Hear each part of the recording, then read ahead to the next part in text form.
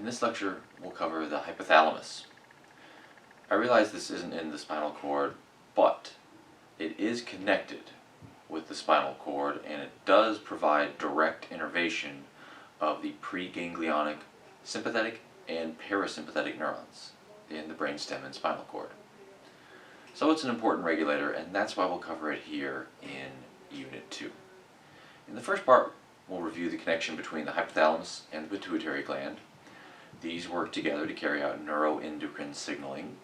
And then in the second part, we'll go over a few of the functions of the hypothalamus. We won't hit them all because the hypothalamus does basically everything. One important thing that it does is control feeding, and that's what we can see over here in these mice. The mouse on the left is a leptin receptor knockout mouse.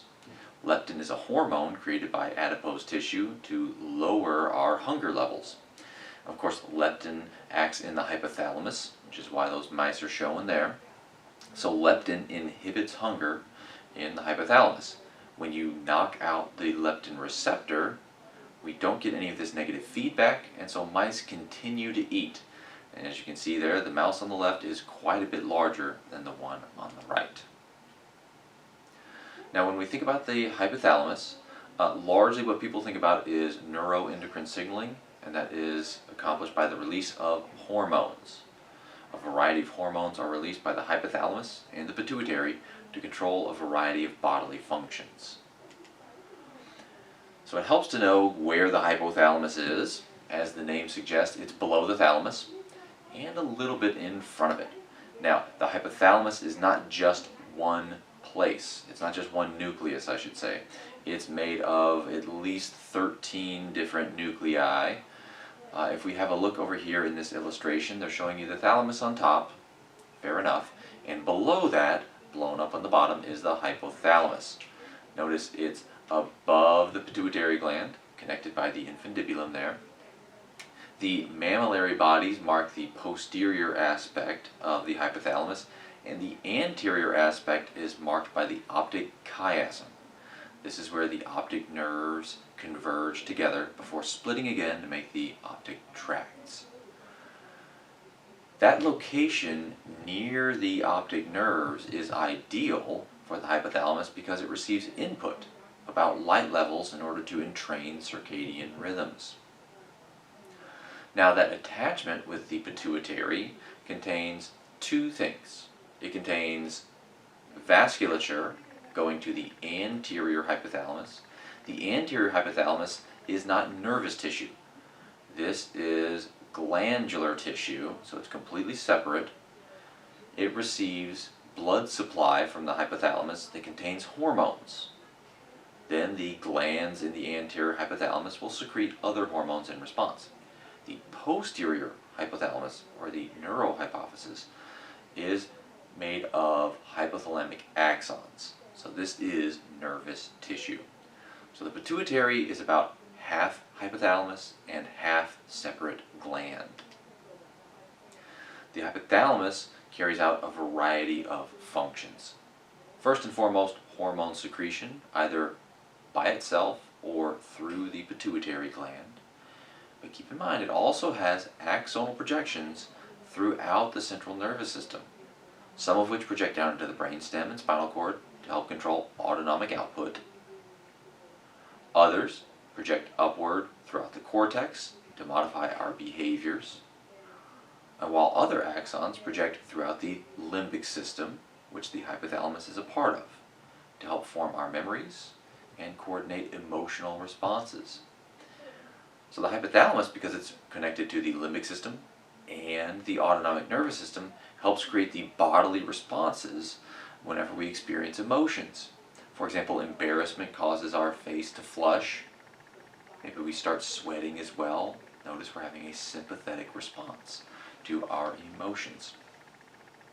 Other behaviors, of course, are regulated by the hypothalamus, including shivering. So if we get cold, the hypothalamus helps us shiver.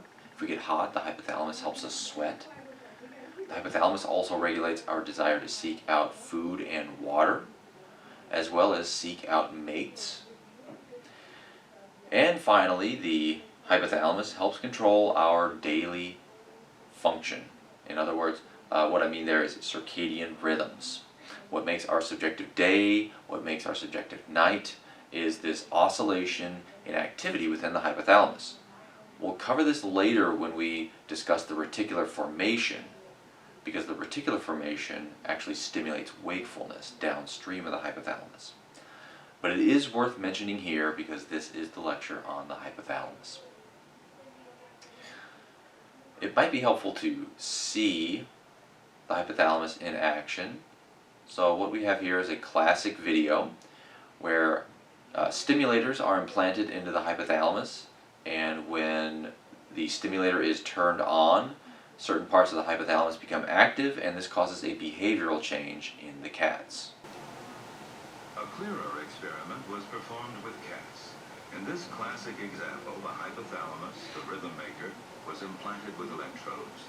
Could it be responsible not just for rhythms, but also for rage?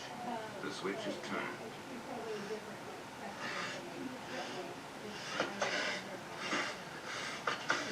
Then the switch is turned off. So indeed, the hypothalamus does control certain types of aggression. Yet, when another region of the hypothalamus is stimulated, we see another kind of aggression. The quiet biting attack, the silent stalk after a rat, and the calculated kill. Turn off the switch, and the kill is forgotten. In addition to aggression, the hypothalamus also plays a role in sexual behaviors.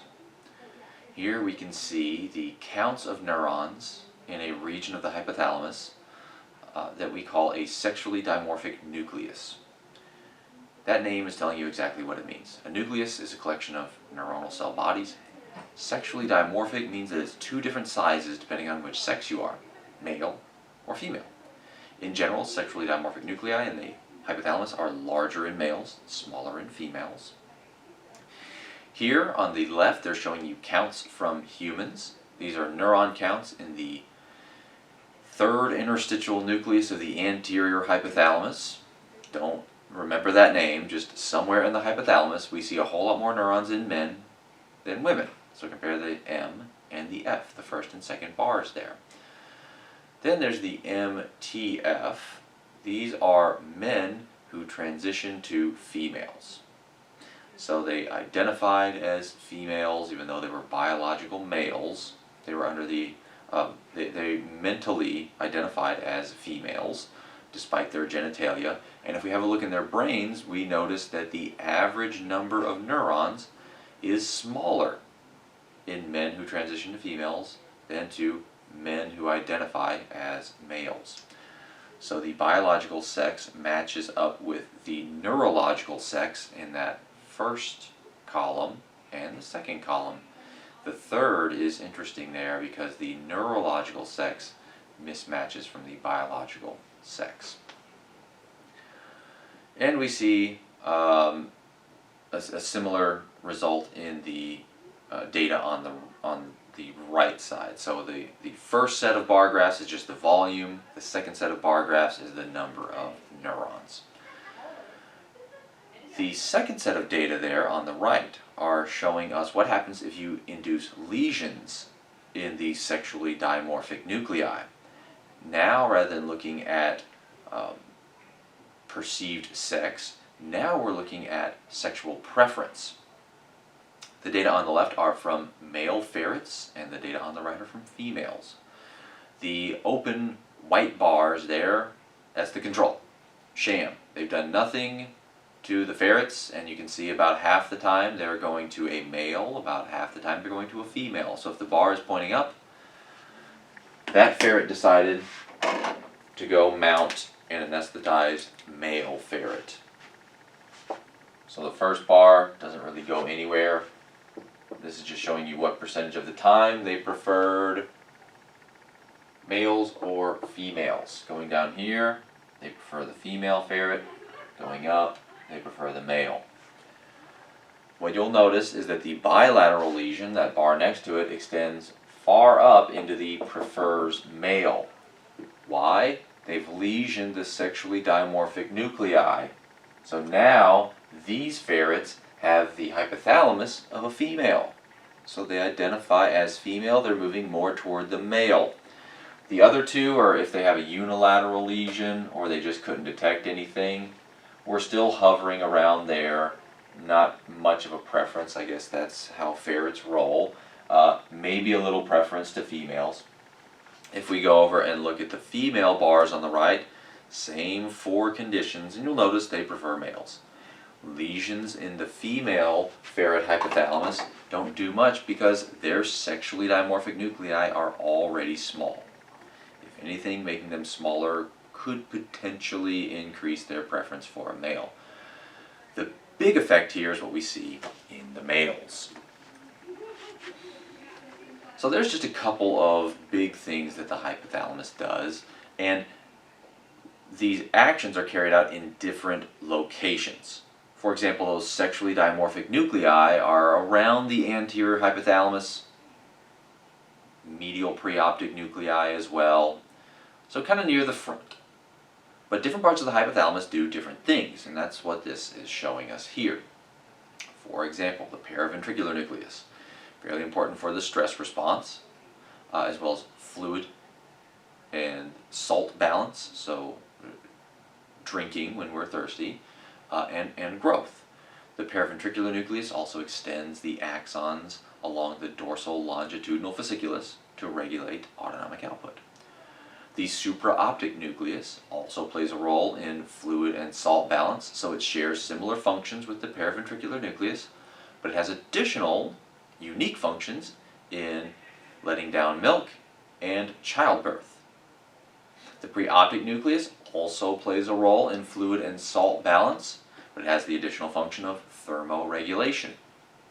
The arcuate nucleus is important for feeding and growth, so it shares some function with periventricular nucleus, but now rather than drinking, deals more with eating.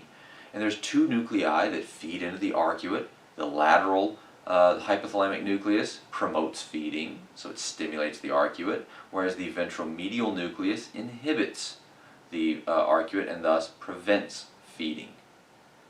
And then there's the suprachiasmatic nucleus, which entrains circadian rhythms. And you'll notice the suprachiasmatic nucleus is right above the optic chiasm, so it gets input from both eyes to tell us whether it's day or night. And that creates our subjective day and night. So even if we travel great distances, we can adjust our circadian rhythms. Just as there are many nuclei in the hypothalamus, there are of course many targets of the hypothalamus.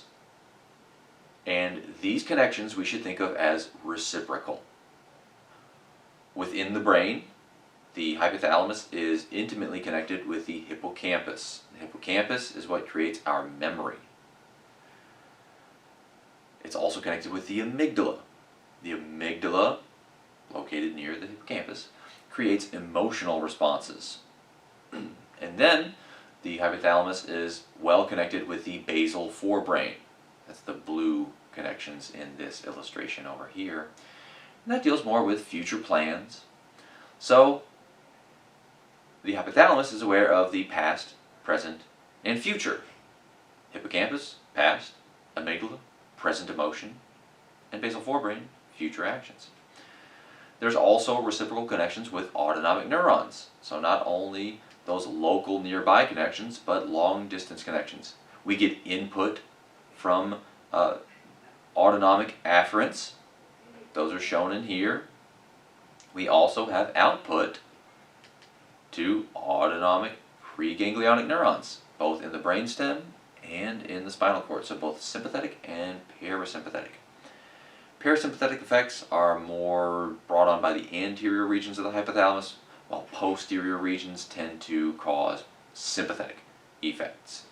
But in both cases, these are axonal projections directly innervating preganglionic neurons. That's the dorsal longitudinal fasciculus. That's what we call that fiber tract.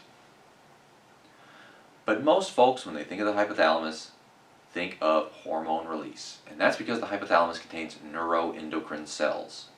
These are what they sound like. They are neurons that release hormones into the bloodstream. These hormones are either some kind of peptide that they make, such as adrenocorticotropic releasing hormone, or they could be dopamine. So we're either spitting out some peptides or we're spitting out dopamine into the bloodstream.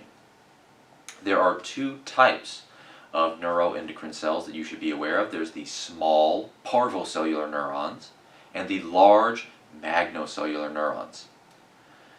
Parvocellular neurons are scattered throughout the hypothalamus. They target the median eminence, which contains the portal capillary vasculature. So, parvocellular control the anterior pituitary.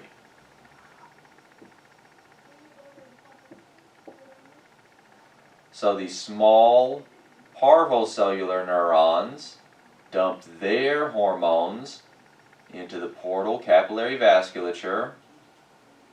There's a bunch of blood vessels and they kind of crisscross like that.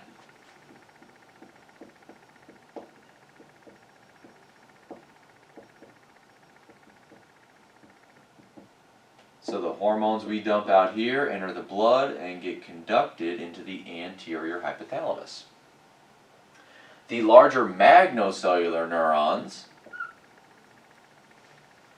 which are contained in the periventricular nucleus and the supraoptic nucleus, those project directly into the posterior pituitary and dump their hormones into the cavernous sinus that surrounds us here.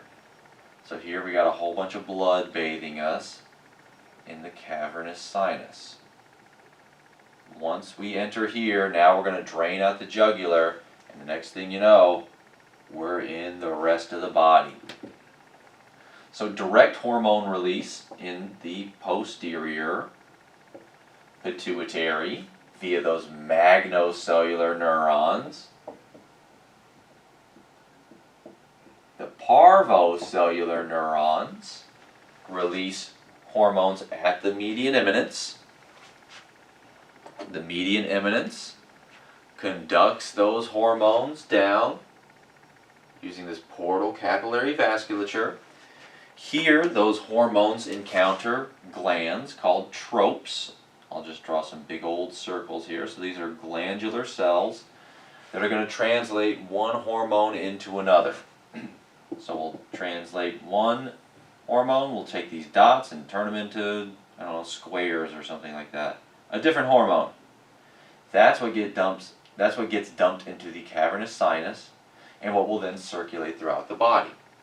So we're just going to do the old switcheroo here. Thus, we have indirect release at the anterior hypothalamus. Our hypothalamic hormones are acting here, and then pituitary hormones will act systemically throughout the body. Now there's a variety of hormones released. Here's a few examples.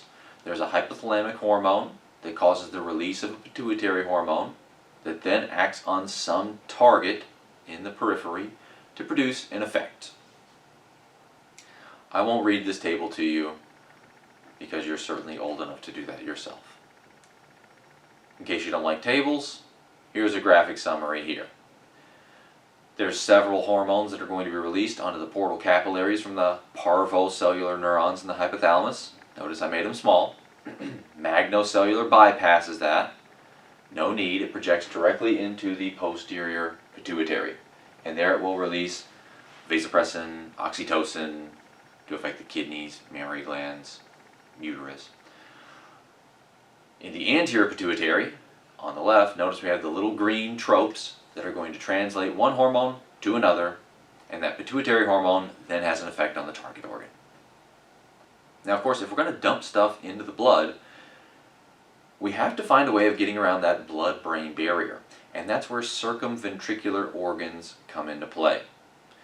Scattered throughout the brain, we have a few locations where we have permeable capillaries. In other words, they have a leaky blood-brain barrier. Some of these circumventricular organs are going to be sensory in nature. For example, the area postrema. This is in the medulla. It monitors our blood for toxins. If they're present, it triggers vomiting. This is not in the hypothalamus, but it is worth mentioning. Nearer to the hypothalamus, we have the vascular organ of the lamina terminalis. This is important for fluid balance, in other words, water intake. We also have the subfornical organ, which plays a role in water intake as well as feeding behaviors and regulates cardiovascular function, again by monitoring the blood. There are also secretory circumventricular organs where we can dump stuff into the blood. Great example, median eminence. That's where we target our portal capillary vasculatures. Also, the neurohypophysis, the posterior pituitary. Another one not in the hypothalamus, but regulated by it, is the pineal gland. The pineal gland spits out melatonin to help entrain our circadian rhythms.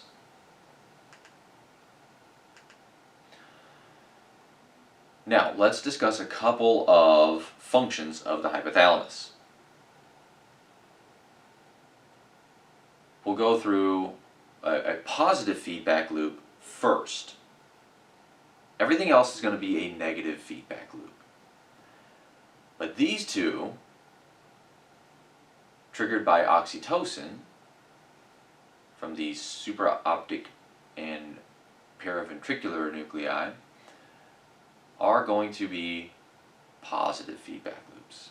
Okay, in both cases we are ejecting something, either milk or a baby. Milk ejection is triggered by nipple suckling. So when the baby starts suckling on mom's nipples there, that's going to stimulate sensory fibers in the anterolateral pathway. The spino-hypothalamic tract directly activates the magnocellular neurons in the hypothalamus, which dump out oxytocin. Oxytocin stimulates the lactiferous ducts to let down milk. That milk, of course, stimulates more suckling. More suckling stimulates more oxytocin release, stimulates more milk release, and this whole cycle continues until baby is full or mom's out of milk. Another example would be childbirth. So when there's pressure on the uterine wall, that stimulates the spino-hypothalamic tract to activate neurons in the supraoptic and periventricular nuclei to release oxytocin. Oxytocin, rather than acting on the lactiferous ducts in the mammary glands, instead acts on the uterine wall, causing contraction. Contraction of the uterus increases pressure on the uterine wall, which increases stimulation of those magnocellular neurons, which further increases contraction. And this positive feedback loop continues until the child is born. Notice the same hormone triggers childbirth and lactation. And that makes sense. When would you want to lactate? After childbirth. Now, pretty much everything else we talk about is going to be a negative feedback loop. For example, body temperature regulation.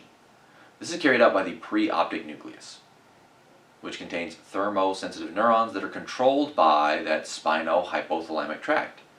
So scattered throughout our body, we of course have heat and cold sensitive primary afferents.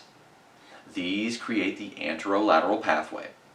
If we target the thalamus, we get the conscious perception that we're hot or cold, but we also target the hypothalamus, specifically the preoptic nucleus. Now, this whole system is also controlled by pyrogens. And pyrogens are molecules released by macrophages when they sense some kind of pathogen. So, after the macrophage senses pathogens, they release pyrogens. Pyrogens enter the hypothalamus and stimulate the endothelial cells there to spit out prostaglandins. Prostaglandins inhibit heat-sensitive preoptic neurons. In other words, they make the hypothalamus think that we are colder than we are. That adjusts our body temperature set point to a new elevated level, and thus we experience fever. Because now physiological body temperature seems colder because the heat-sensitive neurons are less active. Now keep in mind we have two populations, heat-sensitive and cold-sensitive. Cold sensitive neurons are there to inhibit the heat sensitive neurons. Heat sensitive neurons are the ones that project throughout the brainstem and spinal cord and act to reduce body heat. So let's have a look at this system here. On the top we have two neurons, the blue cold sensitive neuron and the red heat sensitive neuron. When we are hot, the cold sensitive neuron is not on, thus it does not inhibit the heat sensitive neurons. Instead, they're stimulated by the spino-hypothalamic tract. These heat sensitive neurons inhibit the dorsal-medial hypothalamus. That prevents it from activating the raphe, so we're not going to shiver or make heat. We'll see that in just a little bit. Instead, what we will do is stimulate sympathetic neurons.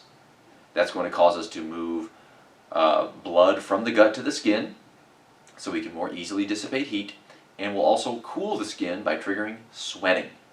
So when we're hot, we sweat and our skin gets red. That's because of all the blood in it. When we're cold, the cold sensitive neurons here are now more active, so they inhibit the heat sensitive neurons. We don't sweat anymore. Instead, what we do is allow the dorsal-medial hypothalamus to stimulate the raphe nucleus. Here, serotonergic neurons stimulate lower motor neurons in the spinal cord, so we shiver. That's going to generate some heat. We also generate heat by stimulating brown adipose tissue.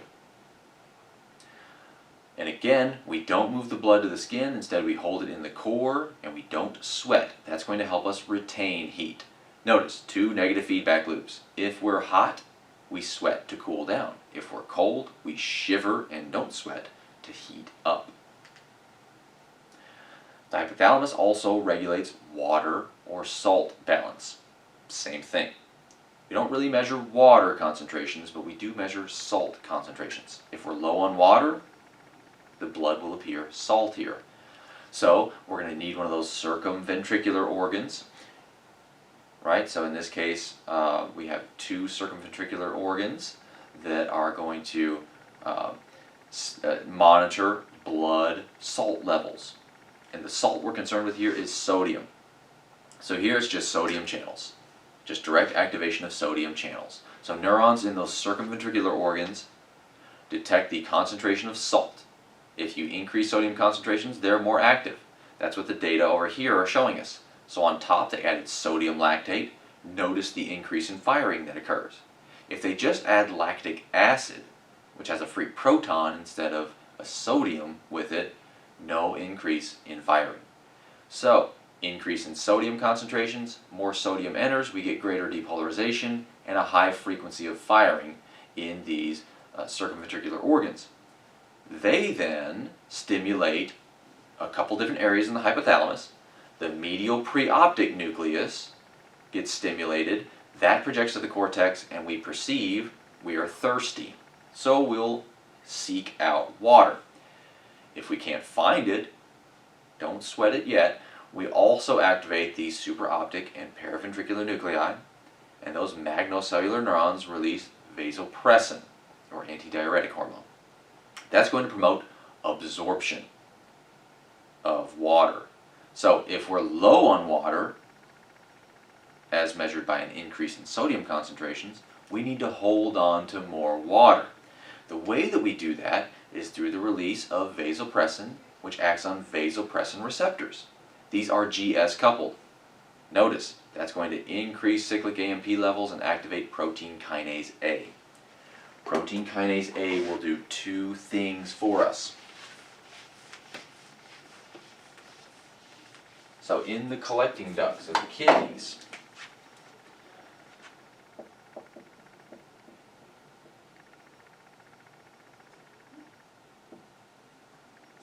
vasopressin stimulates its receptor, GS coupled. That of course activates adenylyl cyclase. We make more cyclic AMP, and that activates protein kinase A. Okay. Protein kinase A is going to modify these aquaporin channels that we're holding below the surface and trigger them to insert into the membrane. So we're going to cover our cell with a whole lot more aquaporins. That's exactly what it sounds like. water holes. These are the channels that allow water to move across the membrane, so we can pick up more water out of our urine. The other thing protein kinase A does is stimulate Krebs. That's that transcription factor that came up earlier. Krebs then goes into the nucleus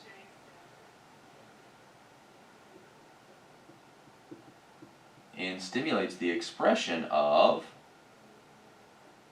aquaporin proteins. So we make a whole lot more of these. So we can continue to stick them in the membrane. And we can see that over here in these data. The bottom left is showing you a Western blot that just uses antibodies to detect a protein, in this case aquaporin. So the first three columns, not very dark because there's not a lot of aquaporin, until they treat them with vasopressin for 24 hours. Those are the three columns on the right. All those bands are just showing you different sizes of the protein because of post-translational modifications. But wherever you see darkness, that is aquaporin. So the darker it is, the more aquaporin there is. You can see this also quite easily on the data in the bottom right. The green is showing us aquaporin. They use an antibody to stain for it in the living cells. Oops. So, on the left, no vasopressin, not a lot of green. On the right, add vasopressin, we're going to start sticking a whole lot of aquaporins in the surface. And that's why those cells appear a whole lot greener. So we can pick up more water. Not only do we control drinking, we control eating as well. So the central player here is the arcuate nucleus. Two nuclei create the apostat. This is kind of like the thermostat for our appetite. The lateral hypothalamus stimulates eating, and the ventral medial hypothalamus prevents eating. So if you lesion the ventral medial hypothalamus like they did in these dogs over here, they eat a whole lot more. On the bottom, it's showing you how much food they consumed. A is before they lesion the hypothalamus, and then B is after. And it's just in however many dogs they've plotted there. Each bar is a dog. You'll notice on average they're eating a little under 1 kilogram in time point A there. Then after they lesion the ventral medial hypothalamus, they're eating over 2 kilograms of food a day. And if you look on top, you'll see they develop cute little pot bellies that drag on the ground when they sit down.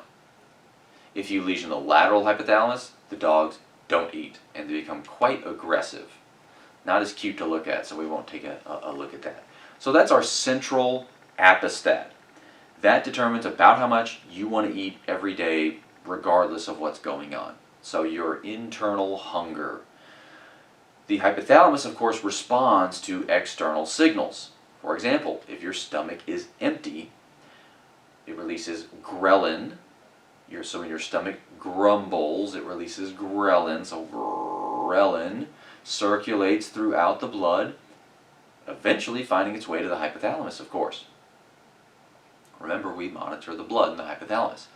The arcuate nucleus is stimulated by ghrelin, so it becomes more active, triggering feeding behaviors because our stomach is empty.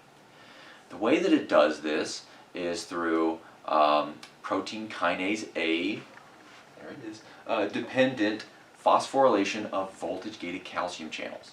So, to put it simply, ghrelin increases the amount of calcium that can come into arcuate neurons, making them more excitable. And we know it's protein kinase A because of the data over here. So in panel A, the upper left, they're adding a protein kinase A inhibitor. That's the black bar there. What they're monitoring on the y-axis is the amount of calcium that enters cells. So a spike shows you a lot of calcium comes in. Notice when they apply ghrelin, they get a calcium spike. After they inhibit protein kinase A, though, so follow that across time, that second application of ghrelin gives them no calcium spike.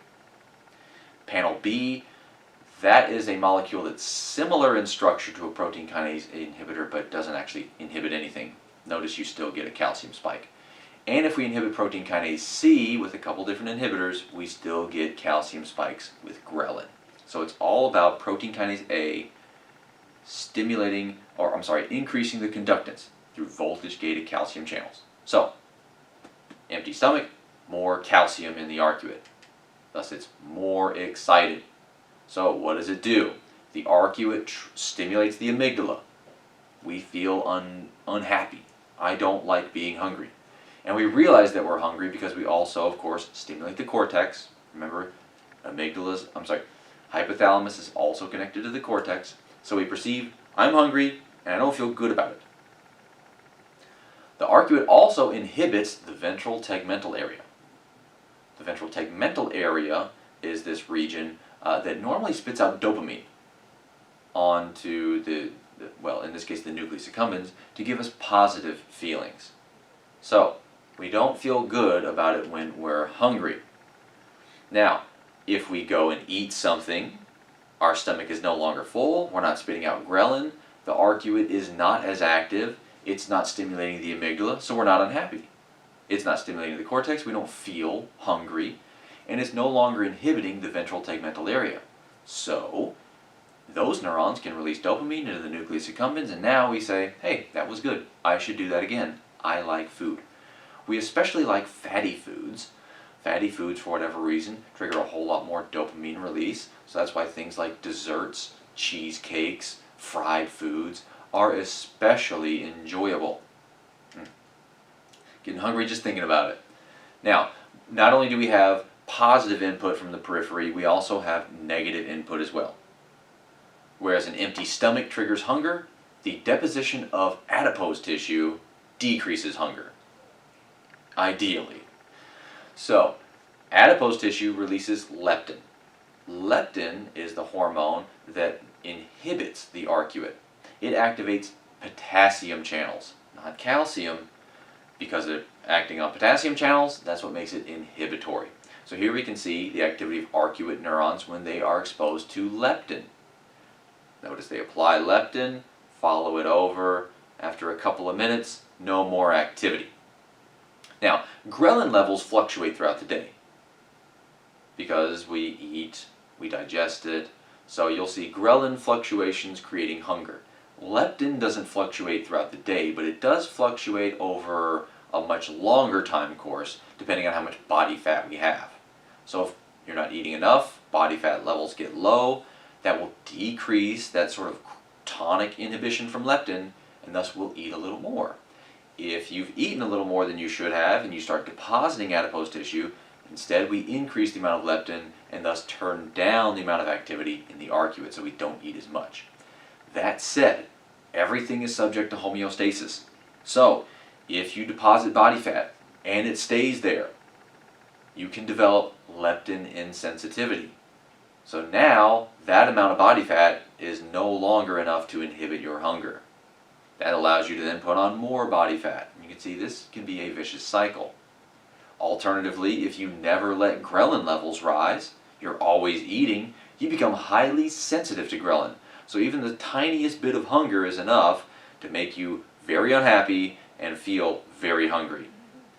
Alternatively, if you're able to skip a meal every once in a while and you develop a little bit of ghrelin sensitivity, hunger's not such a bad thing. So here's the whole thing all together. Make sure you can walk through what happens when your stomach is full or empty and what happens when you have an increase or decrease in adipose tissue. We're going to end here with the stress response. The stress response is a wonderful thing in short bursts. Chronic stress is awful. Probably one of the worst contributors to our mental health is chronic stress. The stress response is carried out by the hypothalamic pituitary adrenal axis, or the HPA axis. So, in the hypothalamus, periventricular neurons release corticotropin-releasing hormone. Those PVN neurons are, of course, parvocellular, not the magnocellular ones. Corticotropin-releasing hormone travels on down through the portal capillary vasculature to trigger the release of adrenocorticotropic hormone. Adrenocorticotropic hormone dumped into the portal capillary vasculature, dumped into the cavernous sinus, circulates throughout the body, eventually affecting the adrenal glands. This causes the adrenal cortex to release glucocorticoids, otherwise known as stress hormones. And now we've begun our stress response. Those glucocorticoids are going to act back in the central nervous system as well as throughout the periphery. In the central nervous system, I want you to notice the glucocorticoid arrow also goes up. It inhibits the tropes, the corticotropes, and it inhibits the hypothalamic neurons.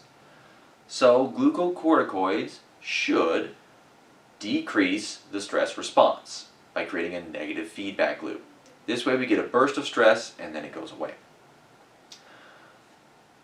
So long as, of course, we remove the stressors. The glucocorticoids also act outside of the hypothalamus and pituitary, in particular in the hippocampus. Glucocorticoids inhibit neurogenesis in the hippocampus. So the way that they look at this, neurogenesis is the production of new neurons. Very few places do this, but one of the places that does is the hippocampus. And we think that the production of new neurons plays a role in memory function. We can make new neurons, so we can make new patterns, so we can store new information. That's the gist of it. Now, how do we look at what's a newborn neuron? Well, we bathe them in radioactive nucleotides. That's that tritiated thymidine labeling that they have on the bottom.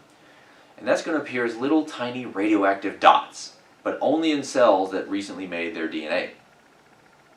Cells only recently make DNA if they're dividing, if they're making new cells. So, if you have radioactive DNA and you have a marker for neurons, in this case neuron-specific enolase, you're a newborn neuron. So in the bottom you can see there's some brown cells, those are all neurons, and some of those brown cells have little dots in their nucleus. Those are newborn neurons. And if you were to count the amount of newborn neurons and plot them, it would look like the data on top there. So control, you can see they found about 1.5 million cells per square micron. When they treated rats with corticosterone, that's a glucocorticoid, you'll notice the number cut down by about 30% of what it was or so. On the other hand, if you remove the adrenal cortex, so no more stress response, the number of newborn neurons increases about fourfold compared to control. So the stress response decreases neurogenesis, and that's the link between stress and memory impairments. That's our current explanation of that. Glucocorticoids, of course, act in the periphery to produce the stress response as well, and the stress response has sort of complicated effects on the heart. In the short term, we get an increase in heart rate and blood pressure, and that's because of the norepinephrine and epinephrine that the adrenal medulla spits out. The glucocorticoids, on the other hand, cause a delayed decrease in heart rate, and that's just good old homeostasis. So we get an early burst followed by a decrease in heart rate.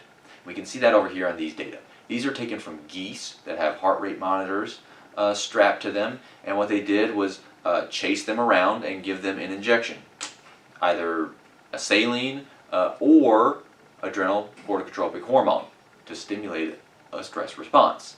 Chasing them around gives a bit of a stress response, sure, that's why they have the control. Now there's 4 different conditions, we only care about 2. So what I did for you is draw a blue dotted line for all the controls. You'll notice it starts off kind of high in that 0 to 30 minute period. They just got chased down and given an injection. And then the heart rate kind of dips down. The red line shows you the administration of adrenal corticotropic hormone. Still we get that increase, that's from norepinephrine and epinephrine, but notice that delayed drop is far more pronounced than in control. So glucocorticoids decrease heart rate, whereas norepinephrine and epinephrine increase it by acting on those GS-coupled beta-adrenergic receptors. Another element of the stress response is an increase in glucose release and a decrease in immune function. And this is one of the big problems with prolonged stress. Your immune system doesn't work as well.